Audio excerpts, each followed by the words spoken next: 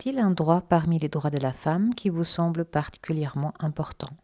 Le plus important auquel je pense, c'est quand même le droit de vote, c'est de participer en politique et des choses comme ça, qui aujourd'hui nous permet de faire des choses qu'on n'aurait peut-être pas pu faire avant. Je pense au droit à l'avortement, parce que c'est un droit que je pense qu'il faut protéger et qui peut être très vite mis en péril et qui permet en fait aux femmes d'être libres de leur corps et de leur choix.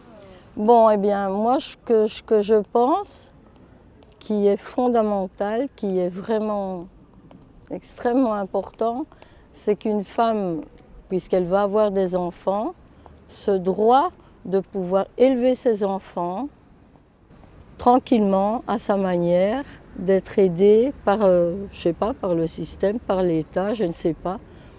Tous les droits des femmes ont de l'importance, sinon ça ne servirait à rien. Et les jeunes ont beaucoup de chance d'avoir de la liberté, malgré qu'elles soient mariées.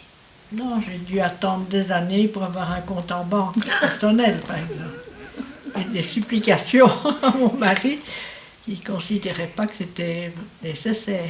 Le droit de l'égalité du salaire. Homme-femme.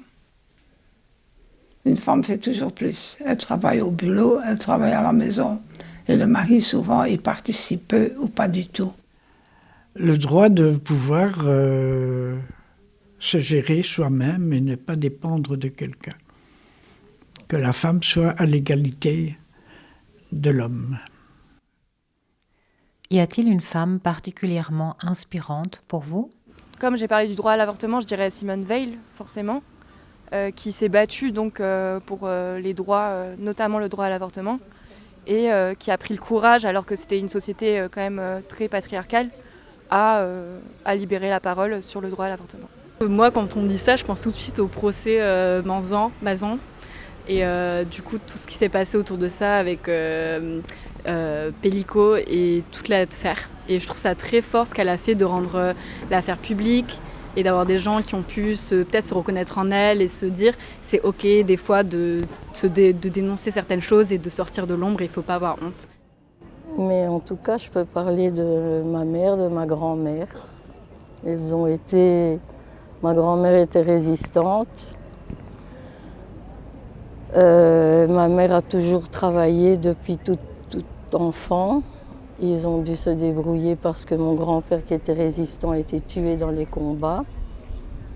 C'est reconnu à Fontaine-l'Évêque. Bon voilà, c'est ces femmes-là. Et ma grand-mère travaillait à la mine de charbon du Casier. Donc voilà. Simone Veil.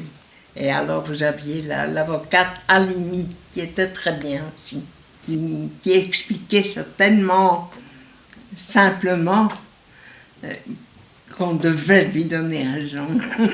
Dans ma famille, il n'y a pas eu de femmes auxquelles je pouvais m'identifier parce que je trouvais qu'elles étaient trop soumises. Toutes. Oui, je reviens comme les autres à Simone Veil. Ça, c'est la première. Et comme les autres, dans la famille, je n'ai personne à mettre à l'avant. Hillary Clinton, sa façon d'être, son charme, son sourire, sa volonté, son dynamisme, son regard, son mouvement, sa façon, tout simplement.